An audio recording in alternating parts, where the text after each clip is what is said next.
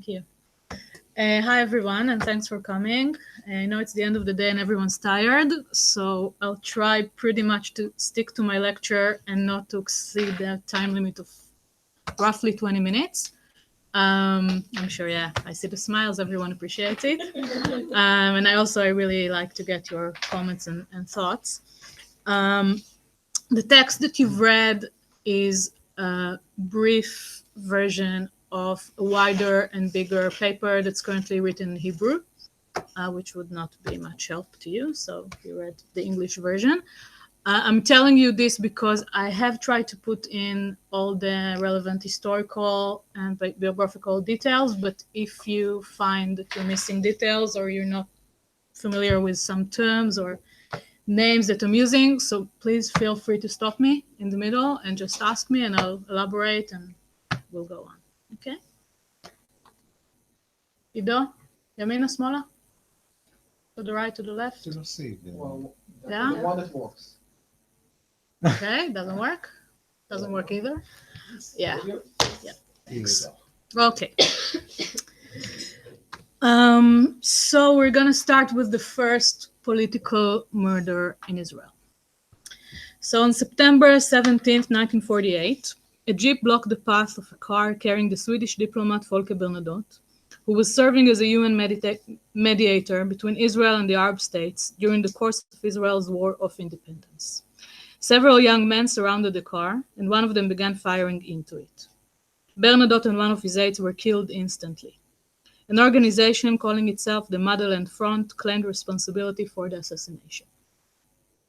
The security forces immediately conducted an urgent investigation into the incidents in order to ascertain the identity of the attackers. That same evening, the head of the security forces reported to David Ben-Gurion with a clear-cut finding. The Lehi was responsible for the assassination. The Lehi stands for Fighters for the Freedom of Israel. It was a military organization founded in 1940 in Mandatory Palestine with the aim to evict the British authorities from Palestine by resort to force. Events moved rapidly in the days following Bernadotte's murder. The next day, an operation was begun to disband and eradicate all of Lehi's branches and institutions. That same day, Ben-Gurion ordered the Justice Ministry to prepare an emergency legislation that would grant the government the means to deal with terrorist organizations. A week later, the Prevention of Terrorism ordinance was submitted for approval to the Provisional State Council.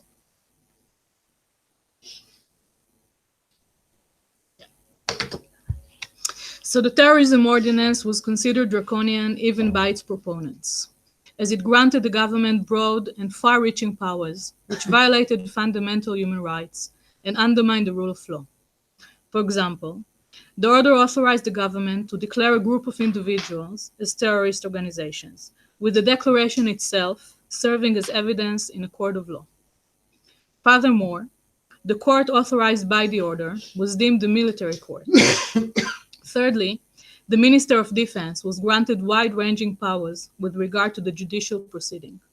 For instance, the minister became entitled to confirm or annul a given legal verdict, to intervene in determining the penalty, or to transfer the matter to a different court. Similarly, once the military court's verdict was confirmed by the Minister of Defense, it became final and no appeal against it could be lodged. The first act of terrorism in the history of Israel, and the way in which the government reacted to it, makes the terrorism ordinance and the legal and political process in which it was shaped an important and interesting case study. And in the paper, I reflect on three main theoretical aspects of this case study. The first one is the balance between maintaining the rule of law and presenting the government with the necessary means and measures to deal with terrorism. So the dispute over the terrorism ordinance was in fact the first episode of a fundamental tension that has dodged the state of Israel to this day. Maintaining the rule of law while facing security challenges and emergency circumstances. In the case of the Prevention of Terrorism ordinance, the state was called upon for the first time to determine how it would cope with acts of terrorism. The dispute over the content of the order raised the fundamental question of the proper balance between the government's need to obtain all necessary authorities to deal with terror and between the protection of civil rights and the rule of law. The argument and perspective that were presented during this debate reflected competing outlooks on the rule of law and human rights when faced with emergency circumstances. The second aspect or the second layer is the boundaries of the rule of law as a legal term, the rule of law being a legal term or a legal concept. The Terrorism Ordinance as a case study offers an important insight on the boundaries of the rule of law as a legal term. During the argument over the Terrorism Ordinance, both sides of the debate used, and in some cases exploit, the rule of law as an argument and a justification for their viewpoint. In this sense, the rule of law emerges as an elusive concept, charged with different meanings, and as an ideological standpoint that is subject to interpretation. Thus, the government presented the Terrorism Ordinance as an essential tool for the protection of the rule of law in the face of terrorism, whereas the opponents of the Terrorism Ordinance regarded it as a serious violation of the very same principle. During the course of this debate, the rule of law as a legal term lost its clear rhetorical meaning and became blurred as a concept, as both sides maintained that they are the ones to uphold it. In that sense, the Terrorism Ordinance is an example of the way in which two competing worldviews as to what constitutes the rule of law use it to justify fundamentally opposing conclusions. The third aspect is terrorism as a political term or political concept. So terrorism is a political concept that serves both as a means of including individuals within a collective that condemns the act of terrorism and as a means of excluding minority groups or political groups. By contrast, the concept of state security is perceived as representing a general good, a national truth, that are part of a consensus and are not subject to a political or social controversy. Already in the 1920s, Carl Schmitt observed that modern politics rests upon a binary division between an enemy and a friend. Those invested with the authority and the power to conceptualize terrorism or a terrorist act are able to employ legislative measures against political rivals that are cloaked in an apparently official justification, and which are, in fact, designed to dismantle or to weaken political opposition. Therefore, a profound analysis of anti-terrorism legislation would cautiously regard cases in which a disproportionate violation of the rule of law is cloaked and sheltered by a wide, flexible, or political-oriented definition of terrorism. Schmitt's framework derives the understanding that anti-terrorism laws may, in certain cases, serve as a judicial instrument towards a political end, which weakens the rule of law in the pursuit of a political agenda. In this sense, the rule of law and terrorism, as legal terms, share similar characteristics. Both these terms are deeply embedded within the political and legal context in which they are defined, and sometimes redefined. An analysis of the specific characteristics and background of the emergency situation at stake is essential for a complete understanding of the outline, features, and function of the rule of law throughout an emergency.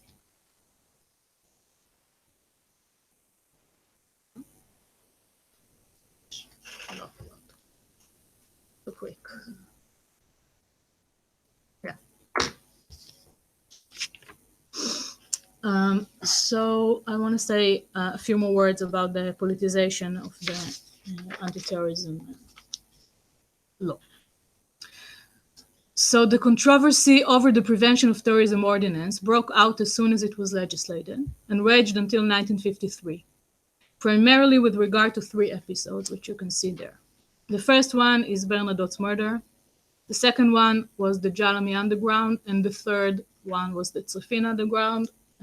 All three were basically Jewish undergrounds that took out some very violent terrorism attacks. The dispute over the Prevention of Terrorism Ordinance was a legal, ideological, and political confrontation, all at the same time. This merging of the legal and political spheres was no coincidence. The argument over the terrorism ordinance had a distinct ideological aspect. After Bernadotte's murder, the state was called upon for the first time to determine how it would cope with acts of political violence, such as political murder.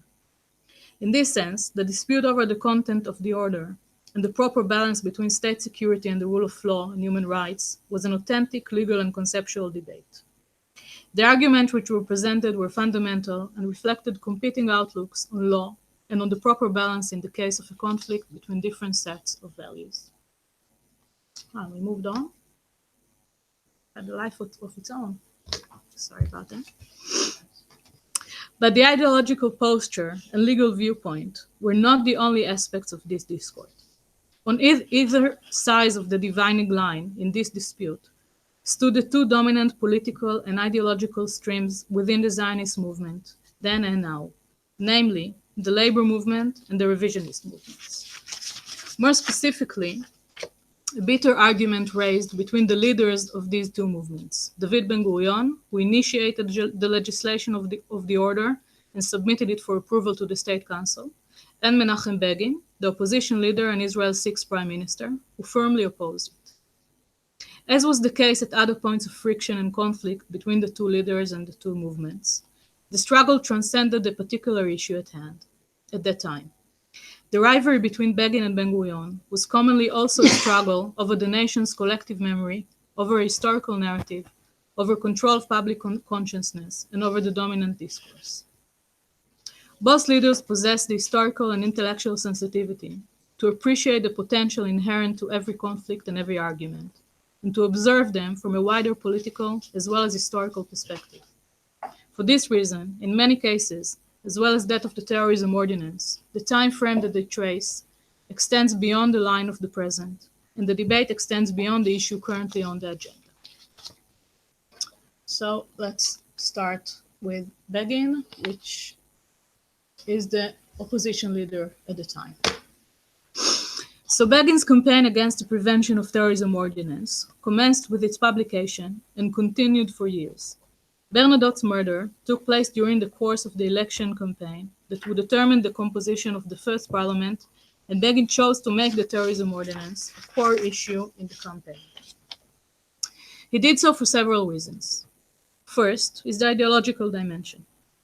The prevention of terrorism ordinance was incompatible with several fundamental principles in Begin worldview and in his party, Cherut, agenda. Begin regarded the passing of the order as an illegitimate attempt to shape Israel's regime, and believed it was a mortal blow to the rule of law, to checks and balances between state authorities, to the legal system, and to civil rights. This was not the democratic structure that he had envisioned for Israel, and he declared total war on what he perceived as an attempt to mold the young state into what he termed a regime of tyranny. The second explanation for the great importance that Begin attached to the prevention of terrorism ordinance lies in his apprehension that it could be employed against his movement and its members. The emergency legislation that was enacted by the British in mandatory Palestine was still seared into the flesh of those who suffered from it, mainly members of the Lehi and the Etzel, the undergrounds, the military undergrounds which resisted the British mandate. Begin, as the former leader of the Etzel, absorbed the terrorism ordinance not merely as a symbol of British rule and of the suppression of the Jewish struggle, but also as the statutory frame within which many Etzel members had been arrested and tried. The prevention of terrorism order appeared to Begin as an historical accident that was about to repeat itself in the form of draconian powers given to his greatest political and ideological rivals, the labor movement and its leaders. As a jurist himself, Begin was a lawyer. Begin was well aware of the great potential encompassed in the ordinance, should the authorities make full use of the powers that it granted them. These powers enable the Prime Minister, should he so desire, to undermine the legitimacy of a political rival, and even to remove him physically. Begin feared that it would be directed at Cherut, his party, and to himself. The third reason is a political one.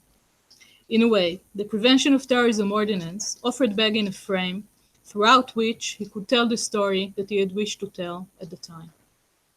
Thus, it granted him the opportunity to present a wide and complete narrative involving history, politics, and ideology. A narrative that is rooted in the past, reinforced by the present, and extends into the future. During the months following the passing of the ordinance, Begin conducted an intensive campaign directed at the policy of Ben-Gurion's competing party, Mapai, which was manifested, so he alleged, in the decision to pass the Prevention of Terrorism Ordinance. This propaganda campaign began on the day after the ordinance was legislated, with a press release issued by the Herut movement titled Against Military Rule, Against Concentration Camps. Throughout the campaign, Herut, Begin's party, was portrayed as the sole opposition movement that would conduct a public battle against what Begin termed as a regime of military courts, a regime of collective responsibility, a regime of concentration camps. Begin presented the terrorism ordinance as an attempt made by the opposing party Mapai to undermine the rule of law and to establish a dictatorial regime in the Jewish state. In that sense, Begin presents his movement, his party, as an ideological and political alternative.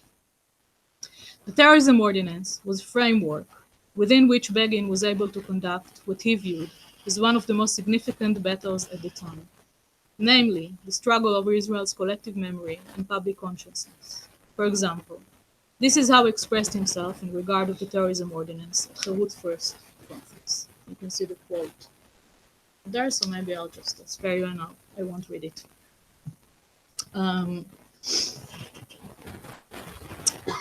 This quote that you see there to Begin was the essence of the entire matter and the entire story. Begin constructed a political narrative that served him and his movements. And according to Begin, the Etzel was primarily responsible for liberating Palestine from the British men. The current leadership, meaning Ben-Gurion and Mapai, and above all Ben-Gurion, collaborated with the foreign ruler, took action against their brothers, and led to their imprisonment. The Acre detention facility, which is mentioned here, symbol of the Jewish struggle and heroism, in which Etzel members were imprisoned by the British, now serves the current government and its despicable aims. In other words, nothing has changed. The same individuals were performing the same immoral actions against the same people in the same location and by employing the same means. So that was Begin. And now we move to Ben-Gurion, which was prime minister at the time and the person that initiated the terrorism ordinance. I tried to press it too many times. So yeah. Okay. So in many ways, Ben-Gurion's strategy resembled that of Begin's. He too regarded the Prevention of Terrorism Ordinance as an arena in which a battle was being fought that was broader and more significant than the dispute over the law itself. This is manifested both in the justification that Ben-Gurion offers for the very need to legislate terrorism ordinance, and in the way he traced the events that led up to the legislation.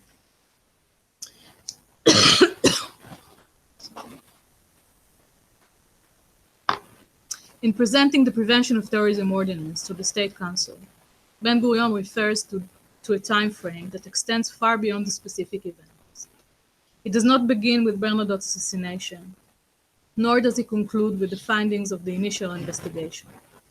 On top of that, Ben-Gurion does not refer to those who are responsible for the assassination affair, but rather to the political camp with which they are associated with in its wider sense.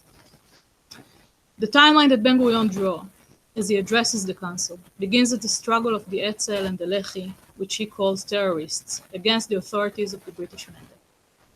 Even though the Etzel was not involved in Bernadotte's assassination, Ben-Gurion links the organization directly to the events. He seeks to establish an awareness that both organizations, the Etzel and the Lehi, are terrorists, as defined in the ordinance. This matching is being repeated over and over again during Ben-Gurion's speech, as is the reference to the two organizations as a lethal leprosy, namely, a disease that must be eradicated. Once he is done with binding the Etzel and the Lehi with terrorism and portraying them as a blight that must be demolished, Ben-Gurion turns to the question of the means by which this should be done. He reminds his audience that already at the time of the British Mandate, prior to the founding of the state, a decision had been made, and I quote, "to annul this evil from within us by physical force if necessary." End of quote. The justification that Ben-Gurion offers for the drastic measures provided by the Terrorism Ordinance is wide-ranging, historical, and fundamental in nature, based on past events and embedded in previous decisions. And what was appropriate in pre-state times is all the more so in the early days of the state. While presenting the order to the State Council, Ben-Gurion mentions the Alte Helena affair, which was still fresh in the minds of all those present. Now I'm going to tell you what was the Alte Helena affair. So the Alte Helena affair was a violent confrontation that took place in June 1948 between the newly created Israel Defense Forces and the Etzel. Alte Helena was a ship, a cargo ship, loaded with weapons of the Etzel, and it was fired at and eventually sunk by Ben-Gurion's order. The Alte Helena affair and the question of the legitimacy of the use of force by the Israeli government against the Etzel remains a controversy in Israel until this very day.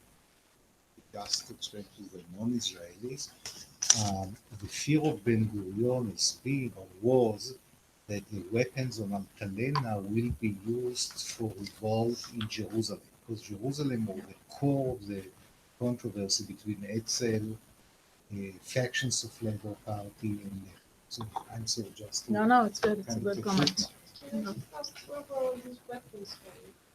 Europe.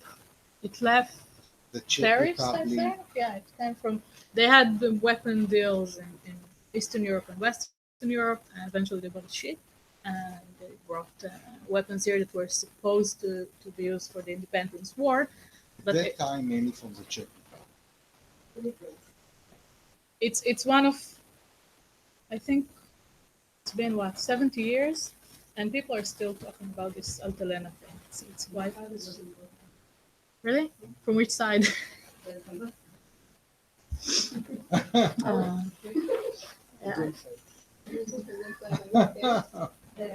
The Agana, the labor movement. Yeah. I think that there aren't many historical episodes that are still emotionally alive 70 years after they appear, but this is definitely one of them. People are still fighting about what actually happened there and who's to blame. So proponents of Ben-Gurion's actions praised them as essential to establishing the government's authority and the creation of an independent army militias. The basic argument was that the state must have a monopoly over the use of force. By attempting to import weapons to use as a private militia, the Etzel was undermining the authority of the state.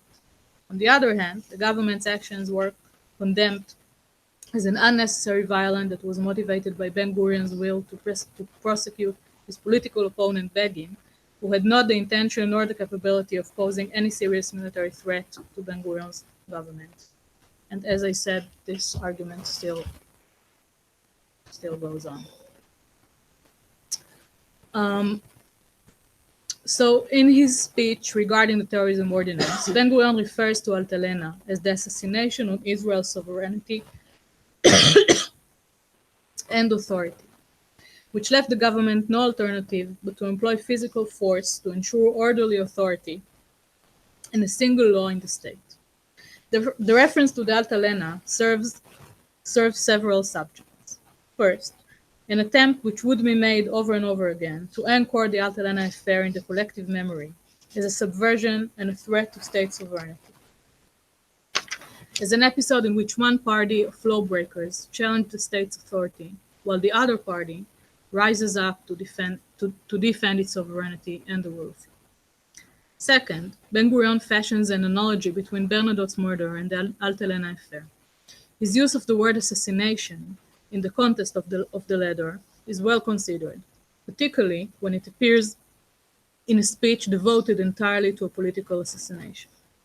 He therefore tars the Lehi and the Etzel, the Bernadotte and Altalena affairs with the same brush, imprinting on them all a mark of disgrace, illegitimacy, terrorism, and a distinct threat to the rule of law and state security. Thirdly, by referring to the Altalena, Ben-Gurion derives home the message that once a terrorist organization, always a terrorist organization. Those who are engaged in terrorist activity prior to statehood, those who fail to respect the authority of elected institution then, did not hesitate to do the same once the sovereign state had come into being. The proof, the Altalena affair, and now the Bernadotte affair. At this point, Ben-Gurion proceeded to the outcome of all this, to the inescapable operative conclusion that these actions left the government no choice but to legislate the Prevention of Terrorism Ordinance, with all its problematical violation of human rights, which he did not deny. And this is what Ben-Gurion said, and I will read this because I think it's a good reflection of his view. Those who oppose the efficient war against terror employ legal principles couched in harsh and terrifying foreign terms. Yet the question is this: were we created for the legal principle, or was the legal principle created for us? Should we leave a chink in the law, a legal system will evolve in this country that will enable members of a murderous gang who appear to adhere to lofty ideas, to dazzle the eyes of the masses, to mobilize people who are unable to differentiate between false slogan and true justice. And these people will assist them, will conceal them after the crimes, and the arm of the law fail to reach. In this respect, Ben-Gurion's speech is a rhetorical masterpiece that seeks to establish a historical narrative, to legitimate his opponents, and to justify the use of the law to implement his policy. Conclusion. So the Terrorism Ordinance constitutes the first and important case study of the manner in which state law breaches human and civil rights while employing the rationale of state security. Nevertheless, the discussion cannot be confined to working out a judicial balance between these values. Anti-terrorism laws in general, and the Terrorism Ordinance in hand in particular, are embedded in the political, historical, and social context within which they were legislated, and any legal analysis must be linked to them. In that sense, the Terrorism Ordinance serves as a shining example of the manner in which the law is embedded in historical, social, and political contexts, leading to the realization that the law cannot be fully understood without considering these contexts. At the time at which the Prevention of Terrorism Ordinance appeared, conflictual political narratives were emerging in Israeli society. During that period, a battle was raging over the collective historical memory, the relative contribution of each organization to the ending of the British Mandate, who contributed to the establishment of the State of Israel, and to what extent, which of the Zionist streams passed the test of history, which arguments proved to be valid and which were seen to be worthless. Was the revolt of the Etzel an heroic episode, or was it a terrorist group that endangered the entire Zionist enterprise? These questions were already part of the public discourse. They became more important once the state was founded, and the struggle over its control, the shaping of its institutions, and over public opinion was engaged in full force. Indeed, the Prevention of Terrorism Ordinance generated a fierce battle between competing conceptions of the law, of checks and balances between authorities, of human rights, and justification for violating them. But an equally intense political dispute broke out in parallel, as it constituted a conflict between the two major streams of Zionism, and moreover, between the two undisputed leaders of these movements, Ben-Gurion and Begin, who threw all their public and political weight into the debate on this law. The two spheres are inseparable, and one cannot be understood without investigating the other. To conduct a thorough and complete analysis of the Prevention of Terrorism Ordinance, we must take a critical look at the law as an interface between legal and political elements, while taking account of the complexity of the relations between these spheres. It appears to me that the advantage of such an analysis does not lie in the fundamentally fruitless attempt to isolate the various factors, but rather in the understanding in understanding the relations, the mutual influences, the dialogue, and eventually the synthesis between them. Thank you.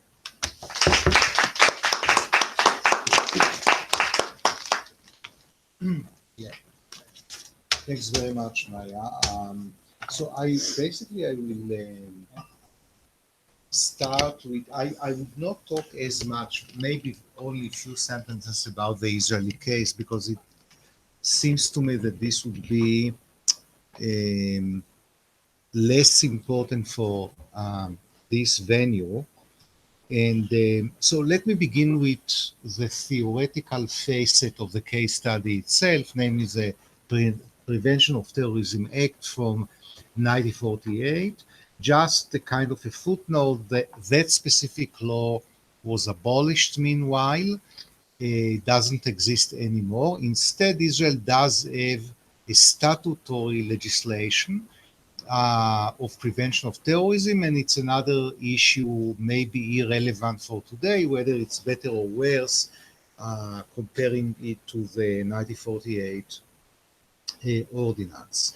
So I think that Maya case study illuminates a combination which is historically very comparable to other countries between four elements.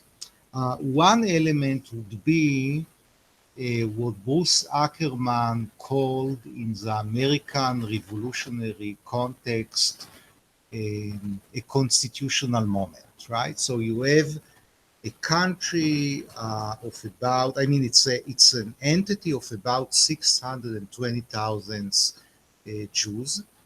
Um, amid a civil war with about 1,100,000 Palestinians, and the country that is being established, right?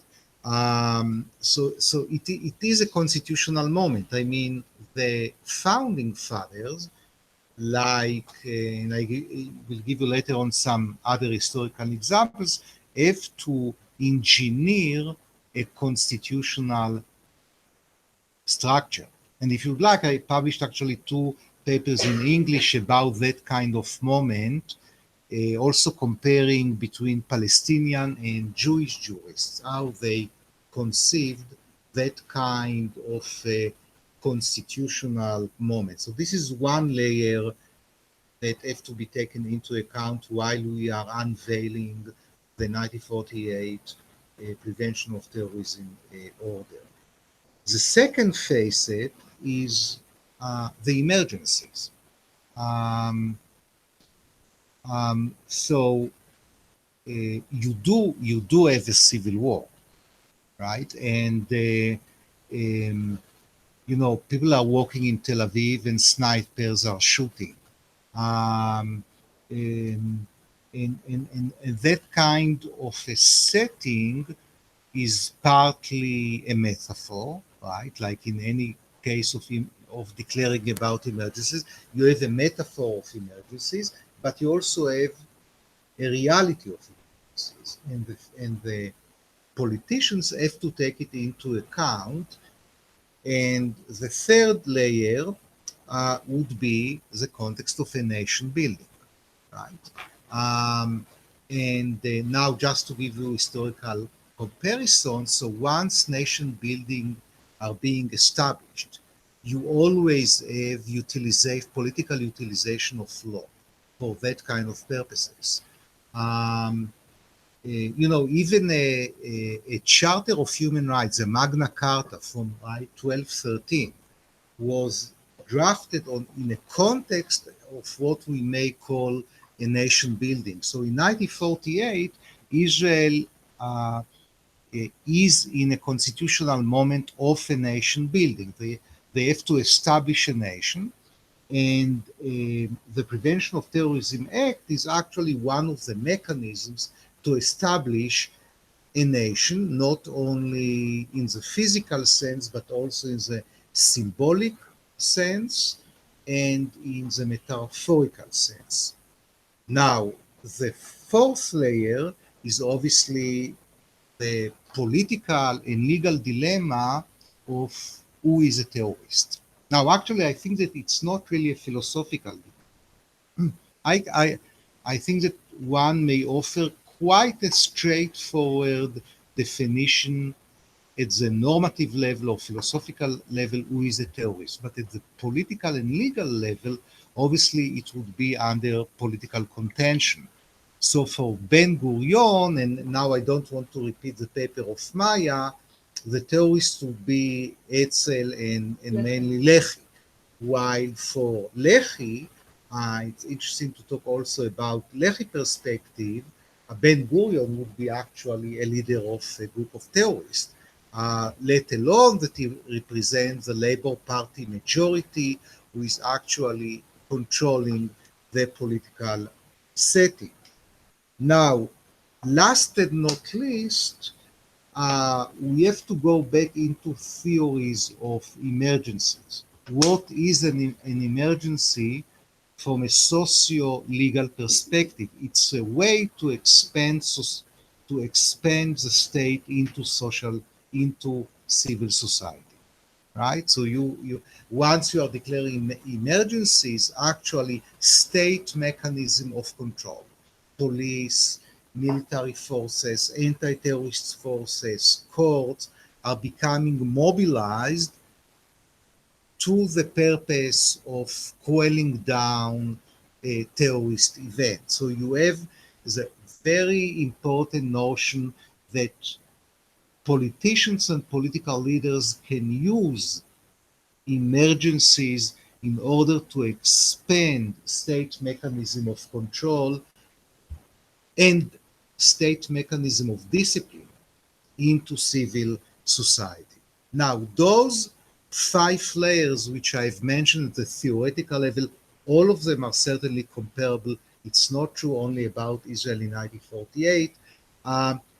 All of those make Maya case study a strong case study, because this case study of the Prevention of Terrorism Act in 1948 is actually sort of a convergence of 5 theoretical levels. Each one of them would be comparable to other nation state experience.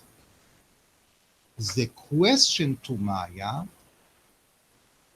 maybe it's also making the case study quite weak, because I think that in most countries, the power of emergencies is not necessarily embedded in anti-terrorism acts, whether we are talking about contemporary France or 1948 Israel or Germany, right? I think that the power of emergencies would be in what looks as a civilian legislation, as a usual legislation. So let me give you an example from the Israeli system of law. You know, Israel does not have a written constitution. It does have basic laws. Now, most of the basic law can be abolished based on arguments of emergencies. This is where I see the danger, not in the Prevention of Terrorism Act. Right? So it's a very ostensible case study, but always in research take into account that you have, if you have a very straightforward case study, you have to be very suspicious whether it's really a good case study, right? Because, you know, in socio-political legal life, and all of my research it's about these symbiotic relationships between law and politics and society. The most fascinating stories are in what look as not really an obvious case study. This is too much of an obvious case study, right? Because it says Prevention of Terrorism Act, but actually the Israeli system of law, like many other legal systems, do embody the danger of impinging and abusing human rights, not necessarily under the ostensible argument of national security and emergencies. So on the one hand, it's a very strong case study, and I think that Maya is unveiling it in a very eloquent way, in a very telling and convincing way, but it's also and I can say it sincerely because I published an article about the Prevention of Terrorism Act for the same reason. It's quite a clear story. But once you have in research clear stories, it often makes the story quite irrelevant for the future of research. Now, I would like to devote the next part of my comments about, because this is a young scholars colloquium, and you know what Bernard Shaw said about being young. So he said once that this is very unfortunate that youth was given to the young. Right? So, but now more seriously, I would like to, in kind of in a nutshell, in a snapshot, to talk about three challenges for young scholars based on Maya article, which is a very good article, obviously. I mean, so one challenge would be a comparative challenge. I think that yet we don't have sufficient comparative knowledge of emergency systems. Right. So we know about France 1958. We know about, obviously, in about some other European countries. We know about Italian legislation against the bread brigade, and about German legislation regarding the Bader-Meinhof, and we know about some East Asian countries. Incidentally, most people don't know, and there is not much of a research about it, that in countries like South Korea and Taiwan, you had a massive usage of emergency legislation, but not necessarily under the title of emergencies, right? This is where the power of emergency as a metaphor, as a political mechanism, because once a politician is convincing his colleagues that what he or she wants to do would be in order to prevent terrorism, it is becoming a very empowering and powerful mechanism. So, and people don't know about East Asia, and I mean, we know more about India, but we don't know much about countries like South Korea and Taiwan, and where transformation of the system, incidentally, was based on massive legislation of emergencies. Most of it was approved by the relevant Supreme Court because most of it was challenged in relevant times in the Supreme Court. So I think that, one advice for young scholars is comparative research. We don't know sufficiently about comparative aspects. And one of the reasons is obviously because of language, because most of us who talk native language plus English, but we are often lacking the sufficient knowledge of foreign languages. And it's very difficult to do a serious comparative research without being more proficient in some other languages. The other issue, which I think it's still a challenge, I mean, there is tons of literature about it, the classic Dworkin work about balancing public interest and rights. However, we still, I think that regarding emergencies, it's still a dilemma. How you are really balancing between real dangers and rule of law and human rights. And it's not really relevant to my paper, but let me tell you just a 2 sentence of a story. I was hosting, when I was still faculty at Tel Aviv University, I was hosting the Secretary General of Amnesty. Because I used to give some advice to Amnesty, I wrote some opinions, so he came to Israel and I hosted him at Tel Aviv University. And people were Um, no, so he gave a very eloquent speech. He was from Senegal, very brilliant, eloquent speaker, and he talked about the need to abolish any type of torture, which is where my heart is, obviously, and I guess most of us. But then somebody raised their hand and asked him, "What would you do if you send your son to the school, in a school bus, and suddenly you know about the real possibility of a bomb in the bus, and you capture somebody, would you justify under those extreme conditions torture?" And he was quite paralyzed. He was not very good in answering it. And this is, I think, the real dilemma. We still are quite around, and we are chewing it and chewing it, but I think that there is still much room for more research about balancing between the public interest of national security and human rights.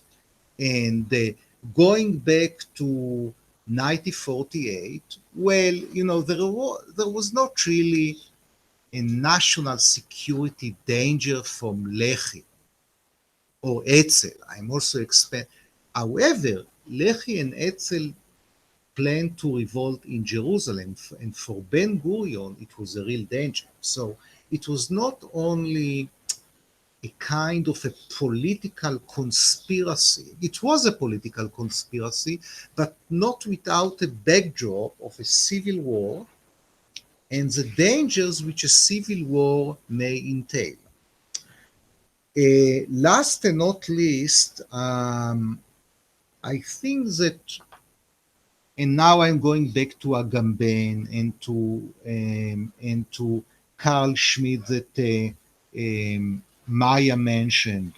Um, I think that we still don't know, right, as scholars, how you are really monitoring emergency law in the broader sense,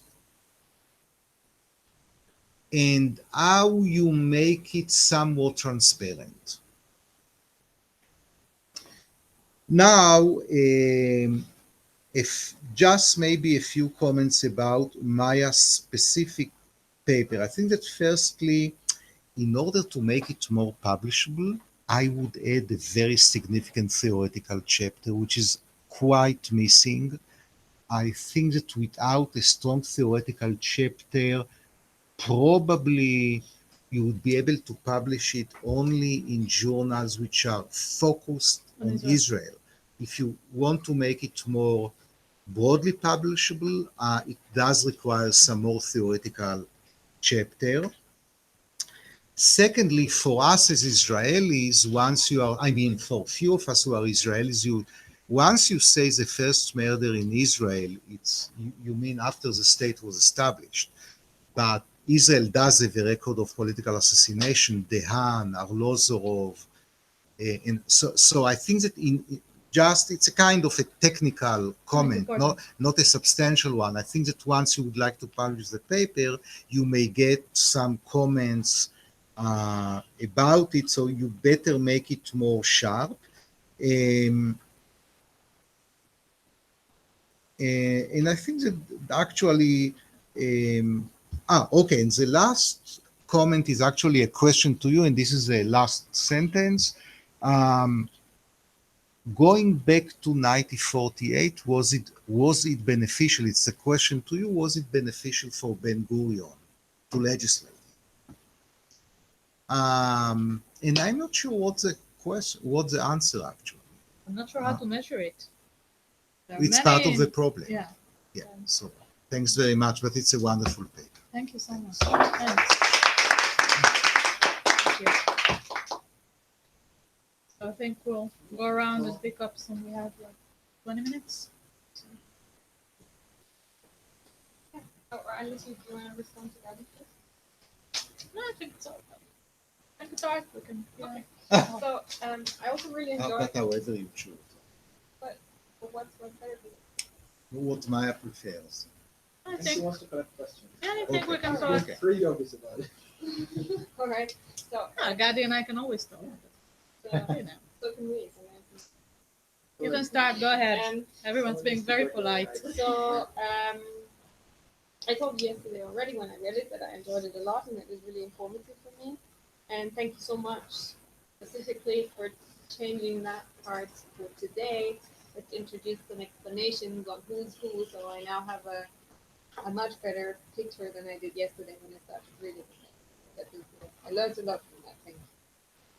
And then I also thought about, well, I wouldn't be able to put it in such precise terms in terms of publishability, but I was thinking that to me it looks like a very, very historical analysis, and in its historical context, relevant analysis, but I'm wondering what's the relevance today. And now, having been exposed to this discussion here for a while now, what keeps coming back is it 2016 or 2017 new Israeli counterterrorism goals. Yeah. And I'm wondering whether some of the layers which we analyzed for the 1948 terrorism ordinance would be applicable to this counterterrorism law, and namely that would be, for example, the layer of how is state security balanced vis-a-vis individual rights in the current terrorism law. That would be one thing, and the other thing would be how are the two competing paradigms, the two political camps that you identified in 1948, how far are these arguments today still shaping the discourse? Are they still the same, or have they changed, and do they maybe still coincide with the same political camps? I have no idea about this because, as you know, I don't read the Hebrew newspapers, so I have no idea. But that is something that I was thinking about, and I'm not sure whether this would be relevant for international publications right now, because I'm not sure whether there's that much interest about national Israeli legislation. But what I do have in mind is that if you look at emergency procedures, for example, after a terrorist attack in Germany, the fact that ambulances are only allowed to the scene after the police has cleared the scene if there was an explosion, we took that from you. So Israel is by many means actually creating precedents. So, I'm not sure whether this is going to be something that people from Europe will be exactly looking at right now, but maybe in a few years. So I'm thinking that even if you only stick to that case and do an internal comparison, it will still be of relevance in the future. Yeah. And I really I liked it. Oh, and I also have a methodological question. What exactly did you analyze? Which speeches, or what exactly were you looking at? Right. Archive materials. So, preliminary sources.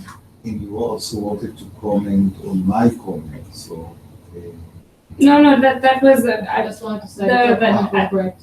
No, Okay. yeah, no, that's true. No, but in terms of making it published, because you said it's a case study, but to gain strength, it probably needs to be compared to something else. Yeah. So internal comparison would be my suggestion. Thanks. Anyone else? In relation to that comparative approach, I was wondering whether you could have a look at the European Court of Human Rights, which has a few cases on national emergency legislation, because the cases, most of them are in English. Some of them might be in French, but most of them are in English. And usually the court will mention the national legislation. There might also be an interpretation of the national emergency legislation. So it might give you an idea of what happens in other European countries. Can I just ask a quick question to you? Yeah, sure. What would be your position regarding the ticking bomb scenario and the use of torture in cases like? Let me refer you. Actually, before you answer that, let me refer you. I think that question is the mere example that his answer should be, I should be exempt from analyzing the situation because I'm too close to it. You're never supposed to answer the question once you're involved. Yeah. So even if one of my favorite TV shows, like The West Wing, when the president's daughter was kidnapped, he was removed from office. So every time it becomes too personal, you cannot make that decision about torturing person because you're not impartial. You have no ability to be the one examining the situation in a good way, human rights versus someone's security, because when it's close to home, when it's close to your family, the answer is very, very clear. I will kill you all if you ever touch my kids. That's as simple as that. So I think that I will tell you, however, in a very a bit exaggerated, but yeah. no, but in a very analytical way. So I would say the following. First of all, there is a prohibition on tortures.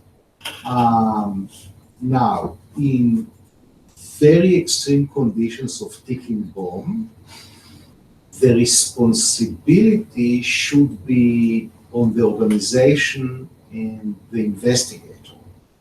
So the prima facie assumption would be that he or she acted illegally unless they prove otherwise, based on a ticking bomb argument. So this would be my position, by and large.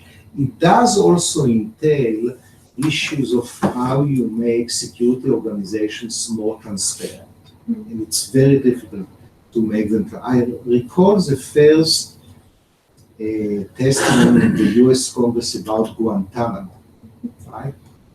So the head of the CIA was asked under oath in Congress, what is going on in Guantanamo? So he looked at his assistant and said, I think nothing, but we are going to check it and report in 2 months. Evidently, he was lying. So this is the issue. So I would narrow the limits and make the limits very clear as much as possible and shift the onus, the burden of proof on the organization in order to prevent abuse of power. They're a which organization?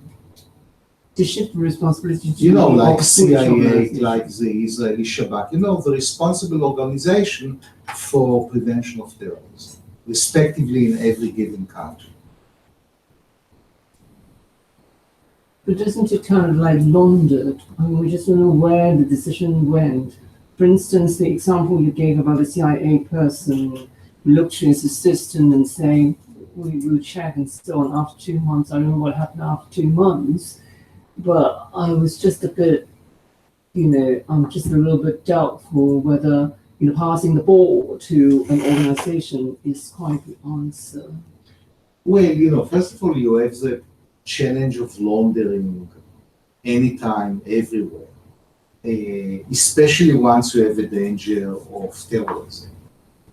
And I think that the best way to prevent, because what we are interested to do, we don't want the bad guys to win, but we don't want to see abuse of power, right? So the best way to do that, I think, it's open for debate. It's not about my paper, would be to say we are prohibiting torture, but if there are cases of abuse, the onus of burden would be on the organization, like CIA or the Israeli Shabak. I think that is the problem. We went to the military judge the other day, and he was actually very honestly telling us that, the reason why we have so many, or he has so many administrative detention is precisely because he is aware that there are these special techniques that are still being used against people who could have been prosecuted, but because the special techniques have been applied, the evidence became inadmissible, and that's why they come to the second category. I'm sorry, of administrative detention. He did not say that. So He did not say that. He was referring to the classified material, which is not the same thing as confessions of obtaining of torture. no, he used the term special techniques. and the evidence not being admissible, I got on my notes. Special techniques could also mean eavesdropping illegal without court order or something like that, which is inadmissible in criminal court, but still admissible. Or hearsay, or internal cooperation by. He did also, yes, he Could be up also, to torture. Could be up to torture, special Yes. special means of interrogation, but it doesn't necessarily mean that. That's Yes. the high end of the spectrum then. Many Yeah, other things. the That's spectrum is right. quite wide. and the reason why I mentioned this is because of this reference to an organization, because he kind of passed the ball to the organization, which is the Shabbat. Yeah, sure. Yeah. But I'm trying not to talk only about Israel. Yes. I think that the first question was more at the conceptual level, and your question, which is obviously a very important one, would be more about the Israeli setting. Now, I'm sure that the Israelis, like not a few other nations, are abusing power. If I may say, one of the points that Professor Gadi made, and I guess that is the point, but that's where the law itself, because you said that emergency laws or emergency situations and those laws being made during emergency situations, which might create a situation where security of larger population or of a larger interest is to be proportionally valued against the loss that you might have in short-term application of torture. So the point is that if we see the international regime on that, especially from international human rights law, we find that the derogation clause that they have, and this is where the emergency argument would fit in, they do not even allow life, and that's where even I find it a little bit troublesome, because they have said that torture is use cogence right away. So no matter what you do, no matter what the situations are, there's no derogation whatsoever. So either we go and I think rightly, because given the security apparatus and the terrorism and the kind of terrorism being a kind of manifestation of protected armed conflict, not a crime of its own kind, rather, this whole emergency laws to be sustainable in the code of law needs also some amendment on that side, where this some exceptions have to be carved out within that thing, which gives the states, I know it's a slippery slope argument, but states to say that, okay, there's a right to life of the individual versus right to life of a state, and one needs to survive, and then how to balance that. But that needs structural changes in the law as it exists today.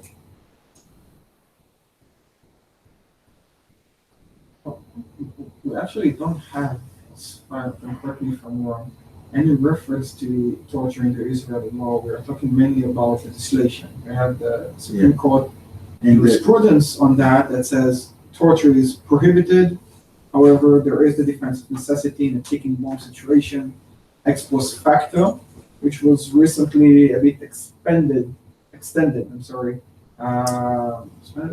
by the Supreme Court. Expanded, yeah. In a recent decision, they extended that reservation or that caveat of when you're allowed to use special names of, which is a very problematic Israeli approach. No, I share your concern, because in India we also have the same thing. For example, in Kashmir we have armed forces, and that's what one of my presentations power. Because if we read normal statutes, which says torture is invalid or illegal, but it is only applicable on the police forces, because these laws are applicable on police forces. When you have a special laws authorizing the armed forces to carry out those activities, for example, arrest, search, seizure, and all that, then the criminal procedure does not have direct application on it. For example, in administrative actions, you don't have criminal law procedures going on those, right? You don't have those procedures applied on these procedures.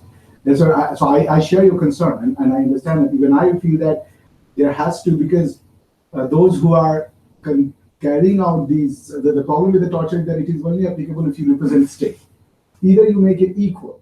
That means if the other party is using those means, which would otherwise also be a torture. For example, if you kidnap a civilian or kidnap a person, and then you're trying to, what happened in Mumbai, they went to Chabad House took a hostage and wanted to negotiate with the government of India to release certain people, certain persons in that.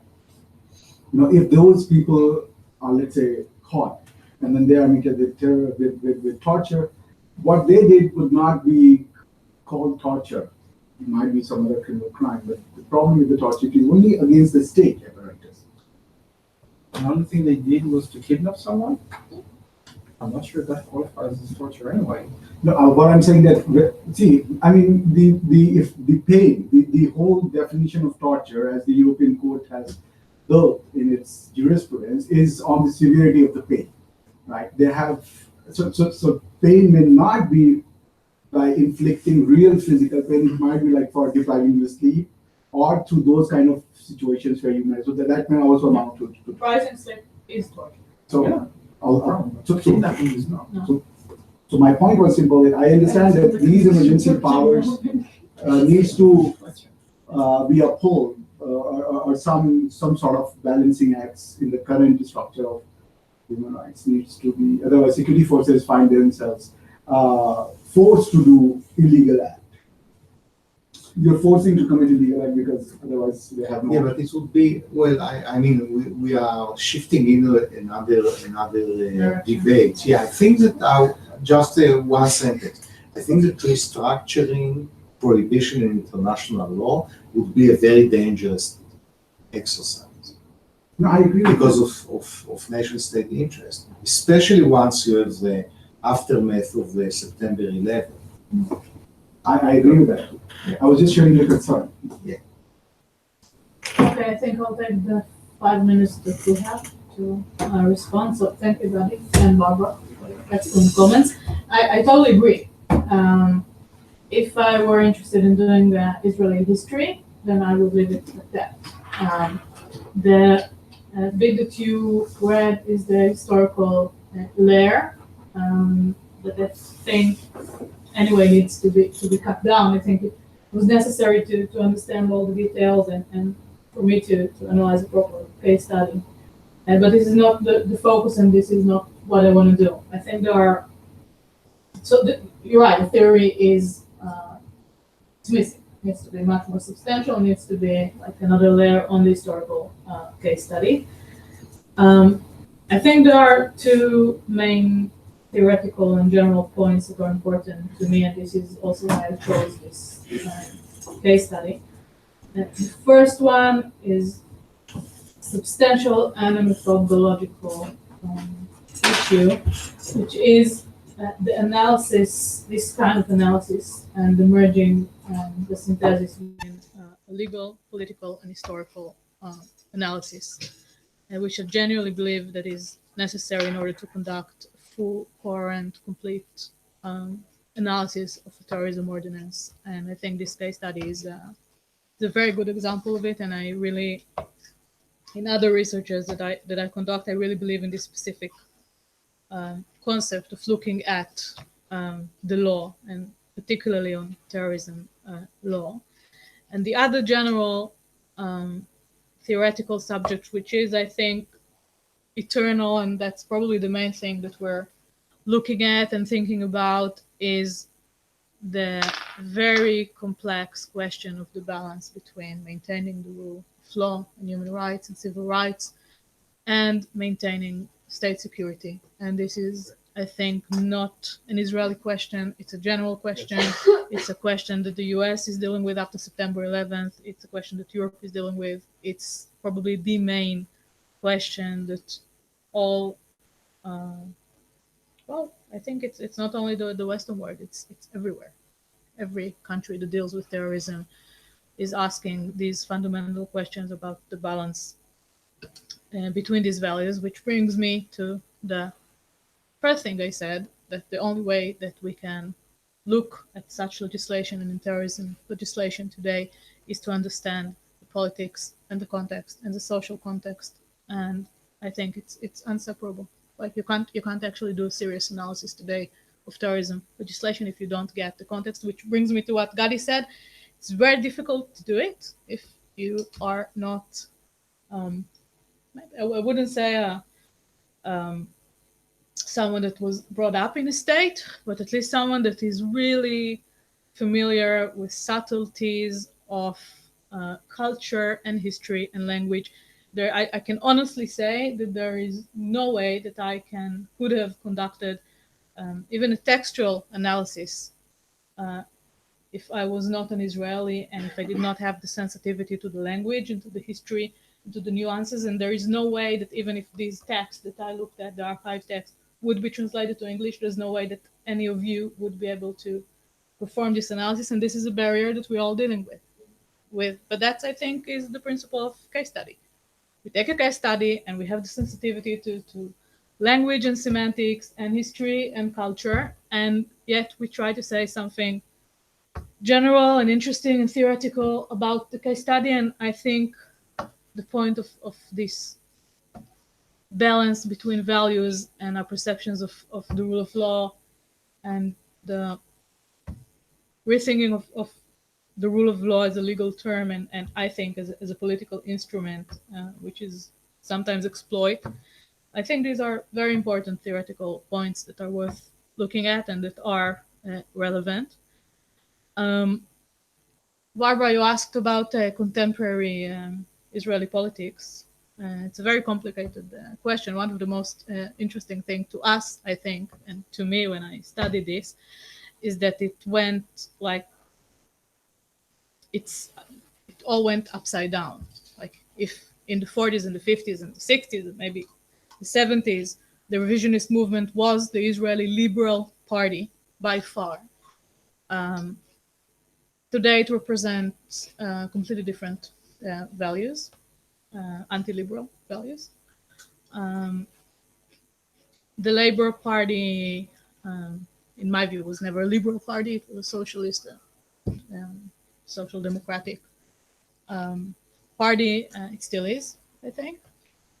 It stands today for liberal values, human rights, and the rule of law more than the revisionist party that we just saw. There are, of course, theories, and this is more interesting than contemporary Israeli politics that discuss what happens to a party or to a regime when they are in power, because the basic assumption is that when you are in power, you want to have power, and when you're in opposition, there is something like inherent to an opposition standpoint.